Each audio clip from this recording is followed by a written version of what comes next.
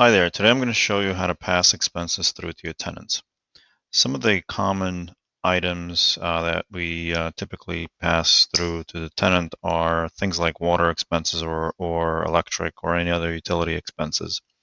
The first thing that we will have to do is obviously once we have a vendor set up, we would have to link that vendor account or accounts with specific tenants.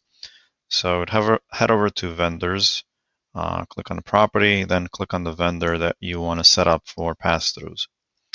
Then you would click on vendor accounts. Right on the vendor accounts page. All right, so this is an example of a water account. In this example, we have 3 water meters or 3 different water accounts. So each one you can link to specific tenants, and you could set up the percentage share that you want to default as a pass-through. So let's look at one of these, right? So again, the first one is, in our example, is tied to 2 tenants, and each one is responsible for 50% share. Now, to set this up, you would either add an account, right, and add a water meter account and select the specific tenants that you want to link them to and set a percentage that you want to pass through to them.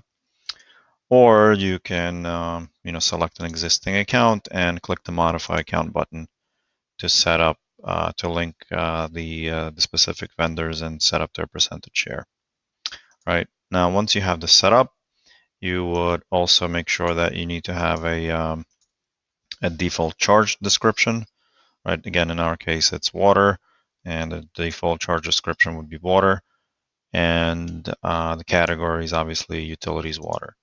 Right, so now you have this. Once you have this set up, you can pass expenses through for these particular accounts to your tenants. And let me show you how that's done. You would go on the property expense page, right? Again, we'll go into our example property. We'll go on property expenses. Select the water account, right? So again, we're going to go select either one of these 3.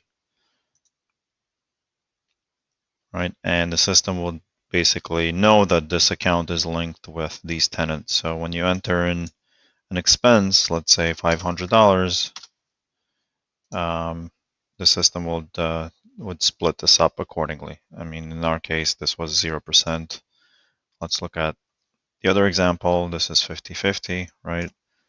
Again, $500, and it would split this up accordingly. So when we add the expense, the tenant's September billing cycle will include these additional water charges.